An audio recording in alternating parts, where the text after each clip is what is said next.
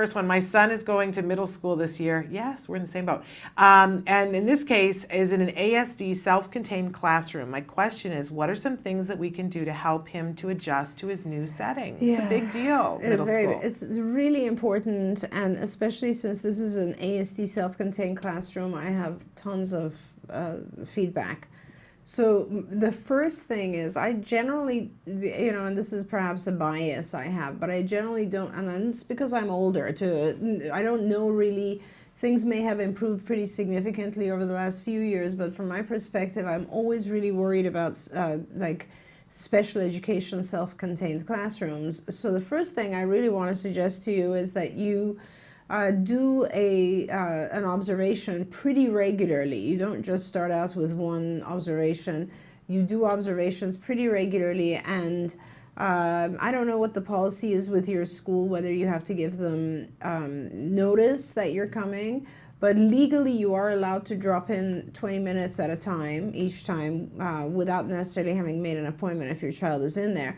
So you should do that as often as you can, and if it's disruptive to your child to see you, then please have someone else who you know give permission to the school to have them observe. But this is very important because at worst, these classrooms are situations where the children are being ignored, or I've had that's at worst, so my biggest fear is that the child's being ignored or not attended to unless they do something really bad. Simply because a lot of times the teacher is busy, there's a lot of stuff going on, a lot of other behaviors and issues and so on, and it's sort of the squeaky wheel gets the grease yes. Situation. Thanks. Yeah. So please check on that factor as much as you can. At best, your child is observing a lot of other behaviors, and you want to make sure he or she doesn't pick up those behaviors from other children. So having said that, and I apologize because I know the first day we're very nervous, so I don't want to make you more anxious about this, but I do want to just prepare you. And I think one thing that you should just put in your schedule is weekly visits. That would be very, very useful and important. And also have a big talk with the teacher if you can, and perhaps you make sure that she gives you regular updates like we used to when they were kids, and you'd have a notebook go back and forth. I think it's kind of important to get that sort of feedback back and forth from the teacher on how things are going, so that, and perhaps even if the teacher can give you a heads up on what's going to come in the next week or month. That kind of is a very useful tool, because then you can help prepare your child for whatever's coming. Sixth grade is very different from school to school. So some schools you're going from class to class. Some schools you're in the same class. I mean, it's just going to be very different. So you really want to get a detailed understanding, first of all, of what is coming so that we can plan on preparing the child.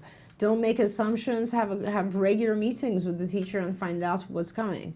Now, let's assume, and then the next thing I think is once you know what's coming, you probably know your child. If you don't, then you need to investigate and find out what things, let's say you have the content and the schedule, you need to know what's going to be hard for him.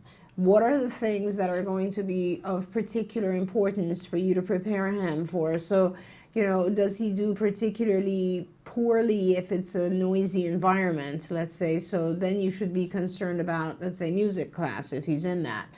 Does he do poorly if there's a less instruction? Then you should perhaps be concerned about PE or whatever it is. Does he lose attention if he's sitting in the back of the classroom, in which case he should be moved to the front? Does he get distracted, so he shouldn't be sitting out and looking outside the window?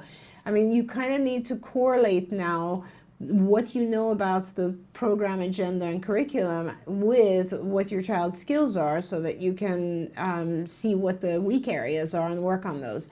How do you work on those? Once you've identified, let's say, 5 or 10 deficits, areas of concern, then you specifically teach those very, exact things. So whether it's something as simple as staying in your seat, which might be, this is an ASD self-contained classroom, so I'm thinking some basic skills would be important. It's like, staying in your seat, paying attention to the teacher, learning what it means when the bell goes off. I mean, these are certain things that our kids may not have dealt with in elementary school.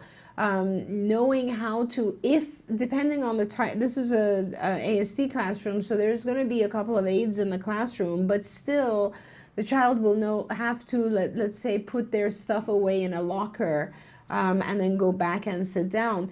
You could get permission from the school and actually go in after the class is over, so after 3 p.m., and practice those specific skills. So in other words, let's put our stuff away, and then you practice with the child going to their locker, putting it away, and coming back. Get the exact instructions from the teacher. Line up, and then you practice. There's a lot of stuff that you can actually practice with the child. So any activity that you are familiar with or you learn that your child doesn't know, and I'm trying to give you ways to do antecedent control, in other words, things to do to prepare before we have problems. But worst case scenario, you'll find out exactly what he has issues with because he'll have problems in those areas, and the teacher will let you know. And then you mimic that environment or that activity as much as you can at home, perhaps first, and then in the classroom setting after school. So those are some of the things that you can do to make things easier. Obviously, you also need to give your child some other types of antecedent and consequence control. So for example, let's say your child is one who loses attention, forgets to pay attention to the teacher or to whoever is giving instructions. Then there are many things you can do. You could perhaps teach your child to look at a particular sticker that is placed on the whiteboard behind the teacher, and so that's where the teacher writes the agenda or the things you're supposed to do. Well, we can teach our children to pay attention, to look at that and pay attention to that when they feel lost. Or you can teach your child to look at other children and see what they're doing in order to find out what's supposed to happen next. Or, I have a lot of children who also, where the parents will buy them a watch minder. So there's specific watches which will vibrate and tell you, they have 5 or 6 instructions that you can program in, and it'll say things like, look at the teacher, pay attention, look up, whatever it is, that sort of thing. So, that is a very helpful tool. And then of course you want to make sure that you have consequence control too. So if the teacher, let's say you have a series of tasks, right? So like you have, the first session, let's say it's morning, whatever it is, and every class will be different. Then it'll be like recess, lunch, PE, English, math, whatever they are. And if the teacher, let's say, gives a happy face or something in each one, and at the end of the day, he brings that home, and you look and see he's had a pretty good day overall, and he's had, let's say, 5 out of 7 stars or happy faces, then you want to reinforce him. Right. And you want to go through and make sure that he knows he did good in these particular activities, and that's very important. So on the one hand, on the antecedent side, you're giving him as much help and support as possible. On the consequence side, you're giving him as much reward as possible. And we've talked about both of these controlling behavior the same and very significantly. And then, with that, as long as you're actively engaged and so on, things should go pretty well. And again, if they don't forget that you have the ability, even in a self-contained ASD classroom, to ask for an aide and to get the school district to provide you with an aide. And then we talk about training the aide. Yeah. Lots to digest. I just want to shrink you and put you in my purse or put you in my son's pocket and take you with us everywhere. It's just so much stuff, That's what I want to do. Well, people don't realize that we all have enough of our own anxieties, and then to have to just deal with new situations for our kids. In your case, can I just tell you, in your case, you have nothing to worry about. You worry more than he does. Yes, that's true. Yeah. That is absolutely true. But I sort of feel like it's my job to do all the worrying so that he doesn't have to. I know. So what I want to suggest to you, though, is that part of not doing anything about it, in your case, I suggest you do less, because I want him to start problem solving. He needs to come across things and come back and report to you, and then you help him problem solve it. So my plan to go to the school today and walk him through his where his classes are, because he's never switched classes before, and take pictures of each room and put them into his phone is too much? Yes. So here's what I suggest you do. First, you ask him if he wants to go there, and if he thinks it would be a good idea to prepare. Okay. I can do that. If he says yes, which is assuming he will because he wants to please you, he knows you. When you go there, ask him, just say, this is what I had in mind. Do you want me to do this or you don't need it? Okay. Start giving him a little bit more, let him decide. Okay. All right, I can do that. That is a big part of middle school, is going from class to class in regular middle school. That's one thing you have coming. Yeah. And another thing is, and it's not just going class to class, it's going back and forth to the locker and getting new books and going to the next class and doing all of that. There's no locker in this situation. Good. And just getting from class to class within a certain time frame. That I think is a big deal. Yes. And you should make sure he understands that. You know, he's very good with those types of things. But the other thing is planning. Planning becomes a big issue in middle school. That's when we started our whole planning curriculum, because and you should go to skills and print out some of that stuff, because that will be very helpful for him. Yeah. And academic planning, that's the section, and it has 4 sheets that you can print out, and your child can use them to actually write. I was given this assignment. These are the things I need to take home. Yes, I know exactly. That's kind of important. A planner would be his life-saving. They give him, in our school district, they give the kids in, starting in, I think, 3rd grade, planners to practice and work up to it. Perfect. So he's been working with a planner, and they've already given him his planner at registration. But I think those sheets, because the planner's kind of generic, those sheets, and I know exactly which sheets you're talking about, I think those would be really helpful for him and the teachers. Yeah, absolutely, because they can make sure that he has the right material and he knows the project. A lot of times they'll give you a project in middle school which you have to do with a group, which makes it much harder. Yeah. And that you have to turn in like in a week and a half. And that makes it very hard too, because our kids forget all that. Yeah. Somehow though, I don't know, maybe I have a lot of faith in him. And I do too. I absolutely do. And I loved what you said about you just keep track of things, and if you see that they're going off the rails, you fix and you adjust. Totally. And the key to that is having communication, of course, with all the teachers, but communication with the child. Like, you know, if your child is able, and in some cases they may not be able to communicate their, strengths and deficits, but if your child is able to, you have that communication every day, what was easy, what was hard. Yeah. I mean, there's not a single, I have 3 kids, one of them in college in Australia right now, and every single day I ask, how was your day, what was good, what was bad, what happened, you know? Yeah. Every single day. And that is really the key to it, I think. Somebody wrote in this morning and said, my son will be entering 1st grade at a new school. I'm a nervous wreck. Hugs, hugs. He has been in the same school for 3 years and will be moving on to a new school for the upcoming year, and also fading back our shadow from a classroom aide to an unknown shadow.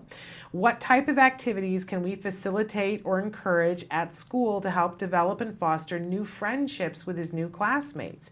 He's in a private school, and they've been very welcoming and helpful with suggestions, accommodations for him. Yeah. The friendship piece is a big part of it on so many different levels, because we know that that's what makes them bully-proof.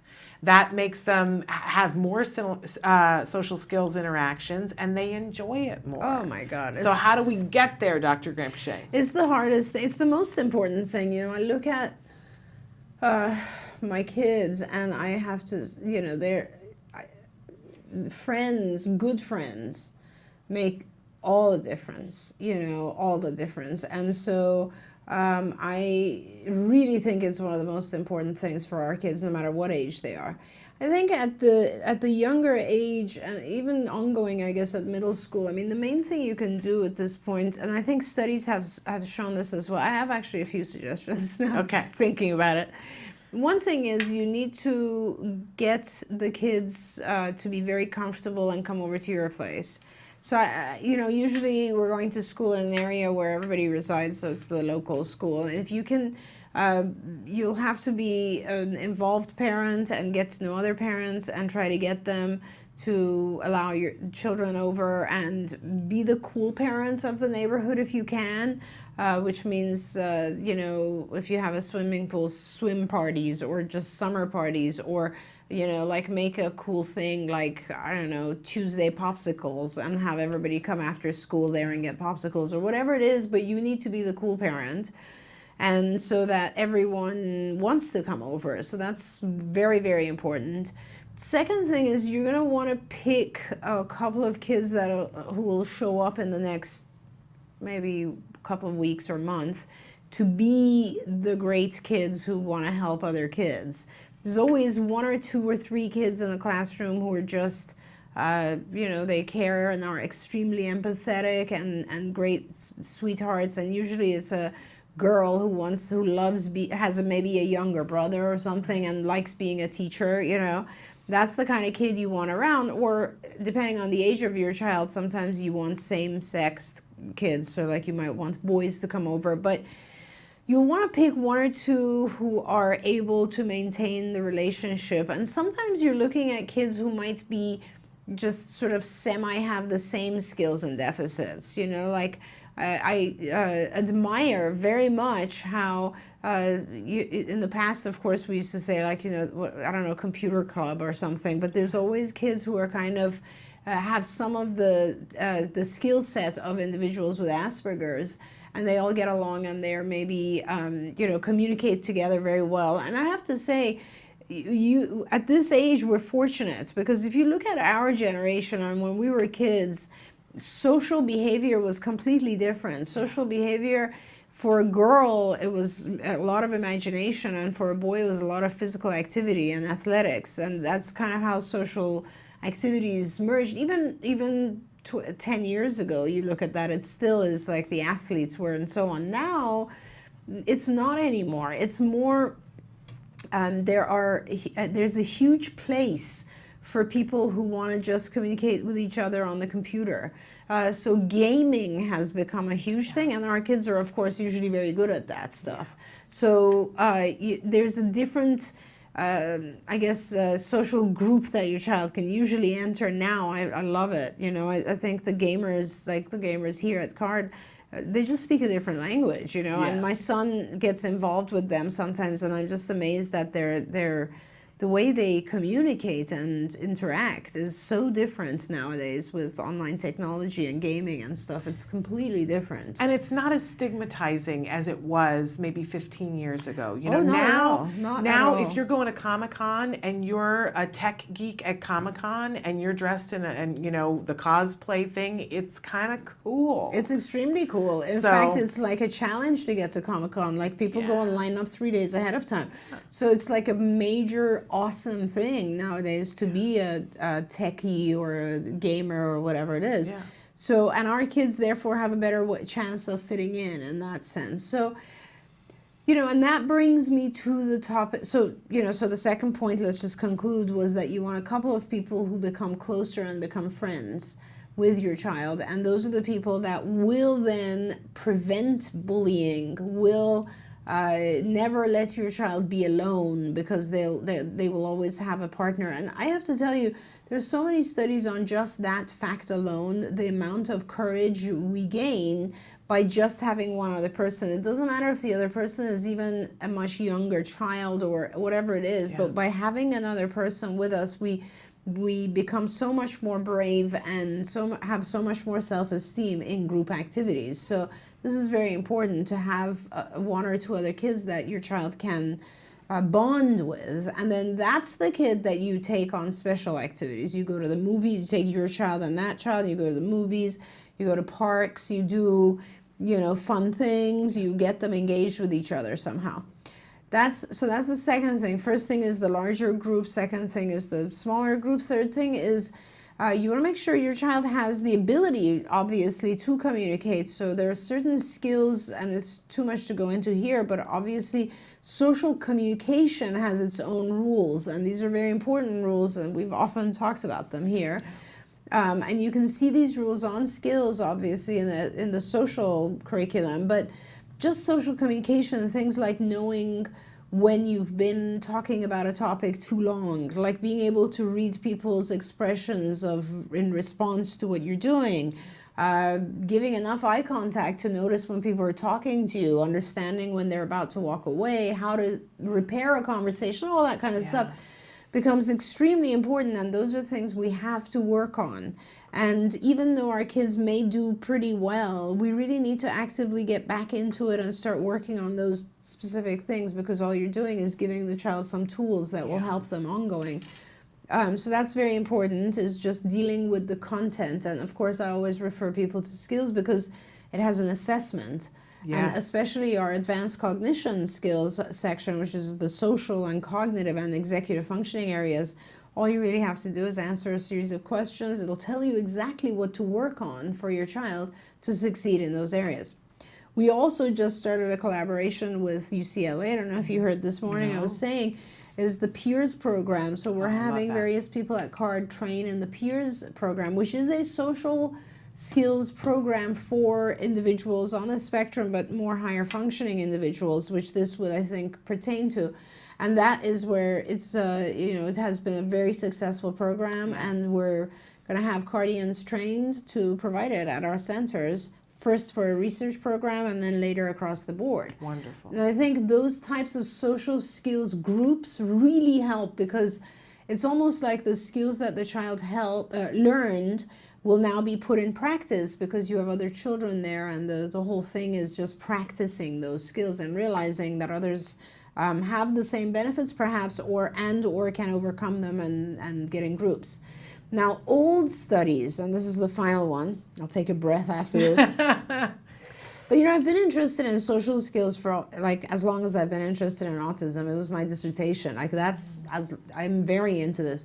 Old studies showed that two things. One is, if you engage in a game, if an adult goes and produces some sort of a game that engages everyone, and this is so true even of adults, it's funny, then a lot of learning and a lot of bonding takes place while they're engaged in games. So for instance, when I was doing my dissertation, I had to do with various basic kindergarten level games like Duck, Duck, Goose and so on. And the more you play these games, the closer the children become to each other, and they pair up and become actually socially bond together. And if you take that all the way to adulthood, it's kind of funny, because you look at leadership camps and that's all you're doing is you're playing exactly games. What I was thinking. Exactly. And so for children, no matter what age they are, if you can produce a game type activity where it takes their mind off the awkwardness of being together and they all just bond. And a lot of games, you depend on your partner for success. So, let's say, what's the one where you tie their legs together? Oh, the three-legged race. That, for instance, is a very basic concept, but the truth is you depend on each other. You have to coordinate with each other. Or the one where you have an orange or something and you have to move it down the body without dropping it. Yes. Or there's a million games where you require a partner to help you. Yes. That type of thing will generally help people bond, children bond. And finally, the other thing old studies used to show was that a cool item, when a child with a disability takes a sort of a cool item to school, and the item becomes the topic of conversation, that also increases the child's social visibility and then allows others to kind of, admire and want to be with the child. And that goes, I think, back to the whole concept of being cool, or being the cool mom or dad in the neighborhood. And those, in the old days when I was reading this research, were things, as basic as take a tape recorder, or the individual will take a recorder to school or something, and then everybody wants to talk about the recorder. Right. Nowadays, of course, it has to do with technology more. And the more, this is, for many years, we tell our parents, don't let your child engage in technology, too much computer activity. But the truth is, the cool kids are the ones that are advanced in various computer skills and so on. Absolutely. So there's a few ideas. And the only one that I would add on to that is get involved as a parent in whether it's the PTA or whatever it is that they call it where you're at, because then other people will be looking out for your kid. They know who your kid is. Right. And if you think for a second, I mean, I know people who are like, I'm not being involved with the PTA and their kids get preferential treatment. Yes, they do. So join the PTA, because it does, sometimes just by accident, that people notice your kid, because if you're there and you're doing something they just do, it trickles down to your kid. Absolutely. And their kid Absolutely. knows your kid, and it helps. Yeah. Volunteer, and it doesn't have to be something, I usually volunteer in direct to play, Yeah. because that's what I can do. See, that's fantastic. But I can't run the bake sale. That's Heaven fantastic. help me, I cannot run the bake sale. But I direct to I'd play, be and then I eating know everything. everything in the bake sale myself. I'd be allergic to everything. So, and I, because my time is so limited, I often try to just give donations or give helps too. just stuff that Yes. they need. You know, like when my kids outgrew, I donated our The uniforms? No, the play equipment in our back. Oh, We had it all yes. taken out of concrete and taken to the school. I mean, anything that you can give to the school, which really, let's face it, at this point, make sure as a parent you are giving the teachers gifts. Oh, I mean, yes. honestly. And I give them IBT training. Yeah, absolutely. I mean, depending on where your child is and how much you want your teacher to know about autism. Yeah. Giving them a module of IBT as a gift is fabulous. They may or may not use it, who knows, but it's very nice of you to do that. Any kind of gift, teachers don't forget those things, No, and they I think don't. it's important. Absolutely. All right. All good advice. Now, we had a question that came in yesterday morning. I touched on it briefly, but I promised that we would talk about it with Dr. Granpeesheh. She saw it in the list of questions and said, oh, I really, this touches my address heart. this one. Yes. So somebody wrote in and said, my daughter just told me the doctor told her my grandson has autism. When will we know at what level? He does not talk 2.5 years old. Yeah. And those are the grief that parents go through when their child is diagnosed, or grandparents in this case, which kudos to you as a grandparent that you found us and you're already on our show. But the grief that you go through is just, I think it's the reason I've stayed in this field. It's the reason I got into this field. I can't handle the fear and pain that parents go through when they hear this, because it's so scary, because doctors don't know enough yet, and when they tell you, it's almost like they're telling you there's nothing you can do and your child will not improve, and just get used to it and deal with it. And that is the scary thing, and none of it is true, and I want you to know that none of it is true. But it's a different life. It is a different life, and I will talk about that for a little bit, because I think the more you know, the less you fear, and it's important to know that. First thing is, you have just entered an amazing community of people. There is nothing in history that is like the autism community, ever. I can't contrast it to anything that it's incredible. In the last, first of all, it's a disorder that has increased so pervasively over the last 20 years, so rapidly in the last 20 years, that it has, and if you look at the rapid increase in the number of children diagnosed with ASD, you will notice that it's pretty amazing how much has been accomplished in 20 years. I mean, 20 years ago, there were not enough people to diagnose this disorder. No one knew what autism is. I mean, when I'm so old, I forget. Like 35 years ago, when I entered this field, and the prevalence was 1 in 15,000 children, and now it's 1 in 55, 65, something around there. People really didn't know what autism is. They didn't know the term autism. As I often say, I'd say I work with autistic children, and they would think they have artistic talents. Oh, they draw well, they paint well. No, autism. Then came Rain Man, and people were like, oh, what is this mysterious, and do they really have skills, and they can count cards and so on? And then we had like a gradual, first a couple of really good books, Let Me Hear Your Voice and stuff started coming out in the 90s, and then more and more books of parents writing these things, and then it started to just become, and then of course Autism Speaks. Autism Speaks has done a tremendous amount for the world of autism, for the world in terms of bringing information about autism, acknowledgement, and awareness of what it is to have autism. So now we have an idea, and through, if you had asked me 30 years ago, will there be insurance coverage for autism, ABA services, behavioral services on autism in my lifetime, I would have probably said no. Yeah. And the fact that there is insurance coverage and it is covering most of the United States and shortly will have all of the United States is really the most significant accomplishment of Autism Speaks, and particularly Laurie and Dan Unum from Autism Speaks, who I think have single-handedly, and all the people who work with them and help them, and I don't want to in any ways forget any of the people, because there are many, many people who work together with the Unums. But what they've accomplished, I think, is the biggest impact. It's more than I've done in this field. It's more than anyone has done, is to take every state by state and produce these mandates and pass them through the state government and just get funding for our children. Now, so it's a much better era, let's put it this way, to have a child with autism. So in that sense, you're blessed. Yeah. Secondly, you're coming into a community, as I said, who is already strong, who's already prepared, who is already there for you.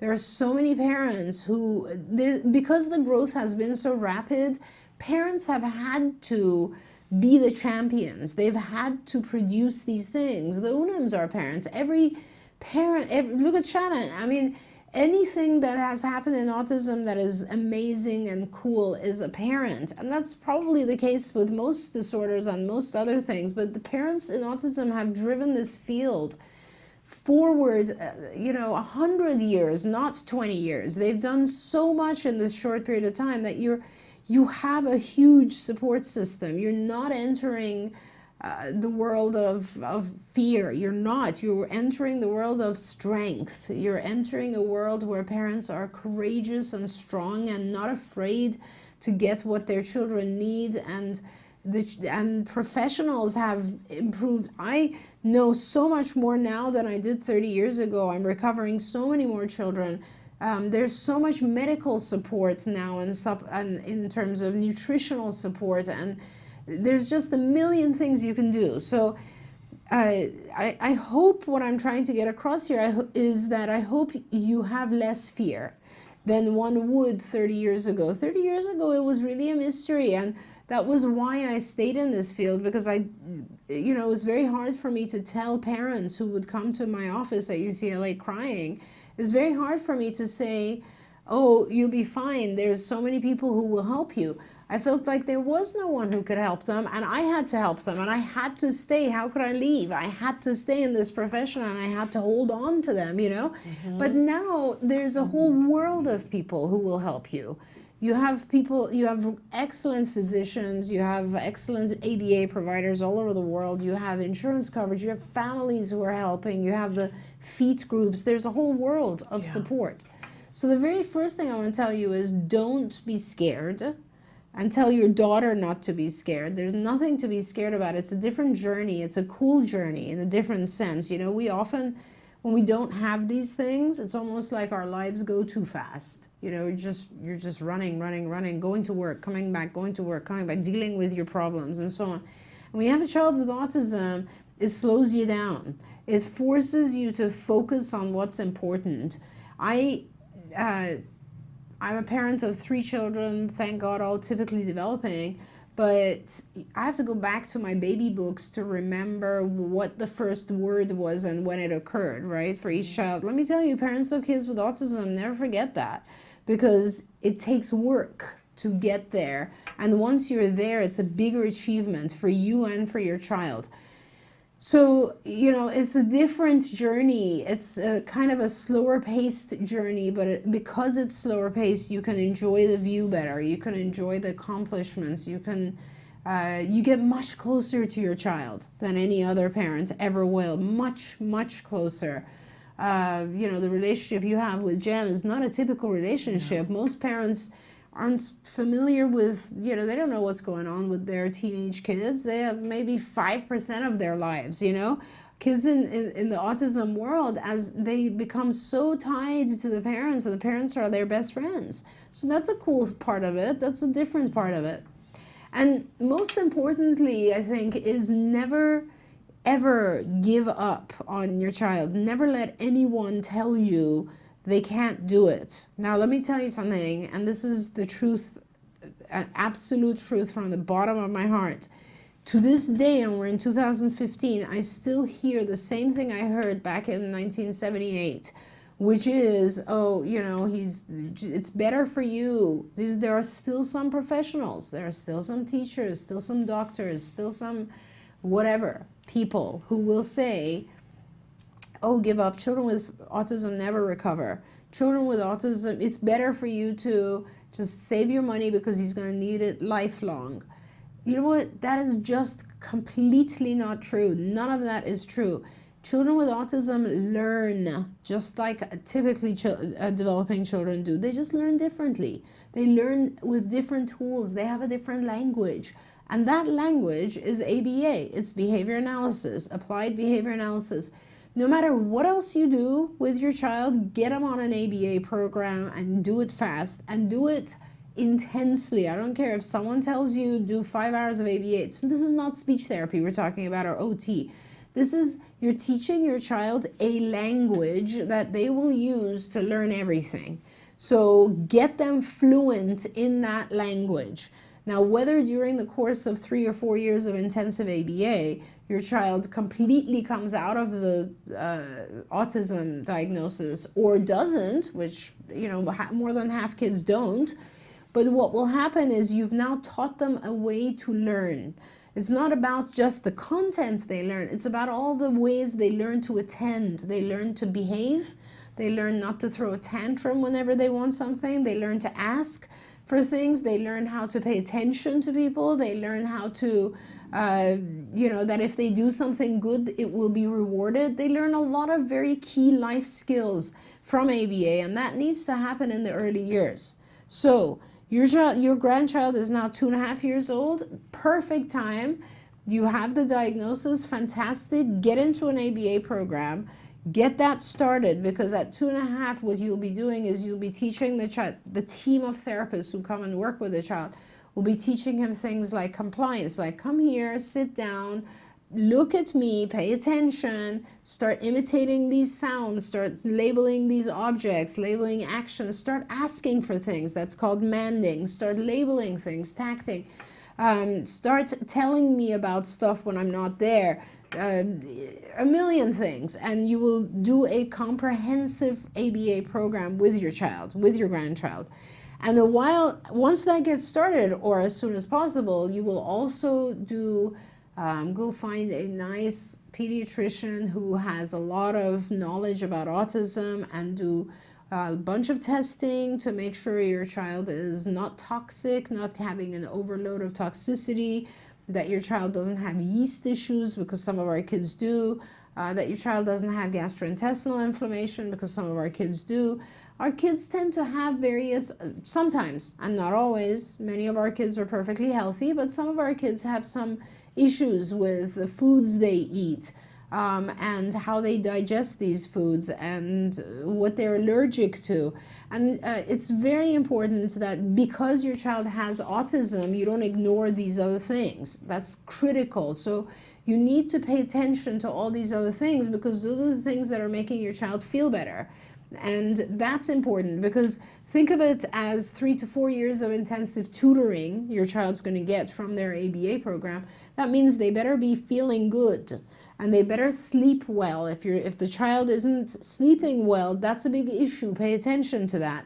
And the other final thing you need to know as you're entering this wonderful world is that we don't know enough yet about the sensory issues our kids have. Sensory is one of the newer things in our field, and we're learning that our children receive information differently than we do. So sometimes lights really bother them. Sounds are too intrusive. In fact, the sounds of language might be background noise versus other sounds that we can't even hear, like the sounds of fluorescent lights might be very loud.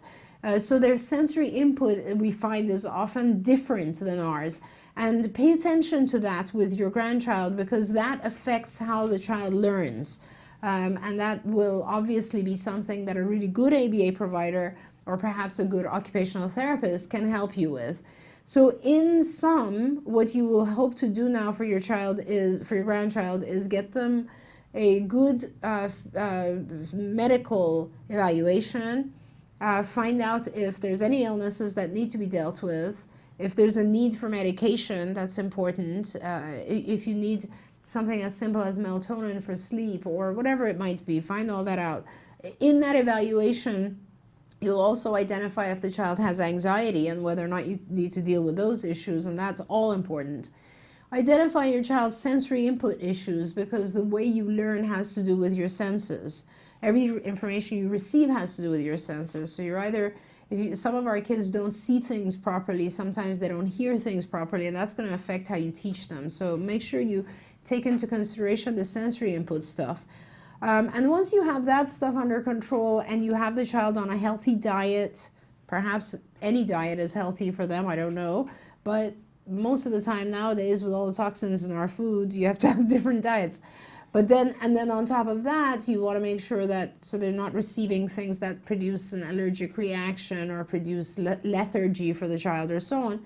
You know, they have all their supplements, everything. And then you do a comprehensive, high-quality ABA program when they're this young, and then by the time they become school age, your ABA group will communicate with school and get the child into the best program, and sometimes our kids are done by first grade. So you always want to do all of those things. And so it's kind of multidisciplinary approach to autism, and that's what you do for your grandchild. Now, last thing, real quickly, what you do for your daughter, because your daughter is going through a ton of fear as well. As a grandparent, what you do for your child, your own daughter, is you give them support, you help them reduce the fear. You don't increase the fear, you reduce the fear.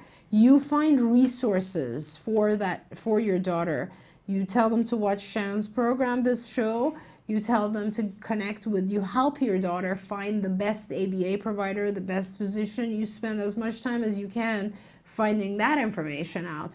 And all you do is you give them security like you did when they were a child, and you let them know that it's not a place to fear. It is a fine world to be in, the world of autism, and that there will be people who will help and get them through. And you know, your daughter might be the next champion who will change something in the world of autism for other children to come. Yes. A long speech, sorry. Hey, I get very passionate about this. That was the master class in, I get just very had a passionate grandchild. for new parents, you know. Of course. And I want to say too how important it is, recent study that showed that when you're doing that intensive ABA, if the parents know that and use the techniques that the child, and this is such a duh, right? But the study shows if the parents are involved, the child makes more progress. Absolutely, no question. Couldn't we question. extend that if the grandparents get the techniques so that you're part of the respite team, so Yes. that your daughter and her significant other get rest, so that they can come back with fresh legs That's and do right. it as well. I can only imagine how much more progress we can get to if the team is bigger. And obviously you're a part of the team. So Absolutely. learn it too. Yeah. And I mean, I gave a lot of just emotional, this is my passion, Yes. as you can tell. I mean, there's nothing else I can talk about that long. That one is my big thing.